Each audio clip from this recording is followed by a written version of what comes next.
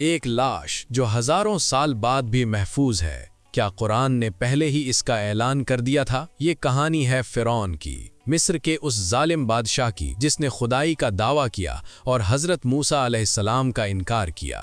جب وہ اپنے لشکر کے ساتھ سمندر میں داخل ہوا تو اچانک پانی اس پر بند ہو گیا۔ ڈوبتے ہوئے اس نے کہا کہ وہ ایمان لاتا ہے، مگر بہت دیر ہو چکی تھی۔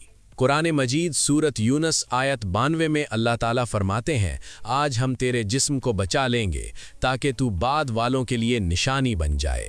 اگر آپ ایسے ایمان افروز اور حیران کن حقائق جاننا چاہتے ہیں تو ابھی چینل کو سبسکرائب کریں اور ویڈیو کو لائک کریں۔ سوچئے، اس وقت کون تصور کر سکتا تھا کہ ایک لاش صدیوں بعد بھی محفوظ حالت میں دنیا کے سامنے ہوگی؟